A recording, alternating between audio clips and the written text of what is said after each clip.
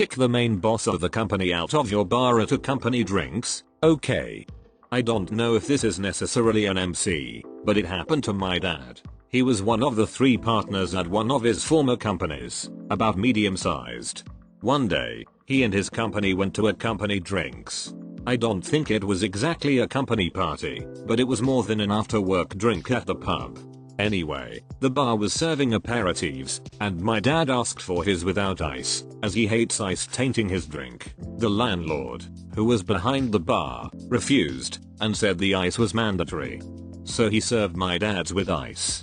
Dad accepted it, took the ice out, and laid it on the drain rack that goes under the beer drafts.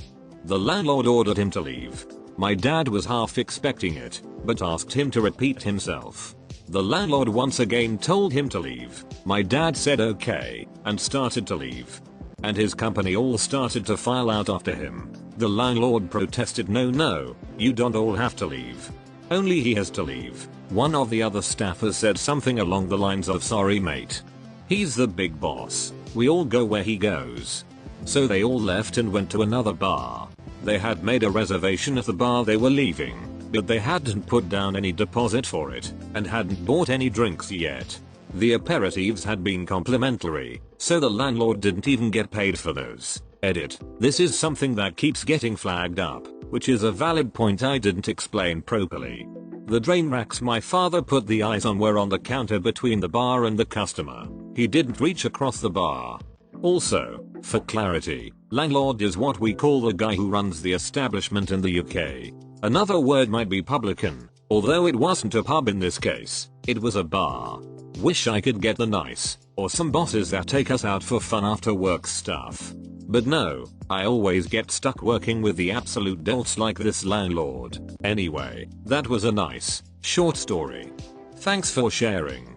On a quiet night after class, a bunch of us went to a sports bar that was known to be a bit picky on who it let in the door. Some stopped on the way to have a quick feed, me. Some were taking their chance to have a quick ciggy, not me, and as a result instead of one group of around 20 there were several smaller groups.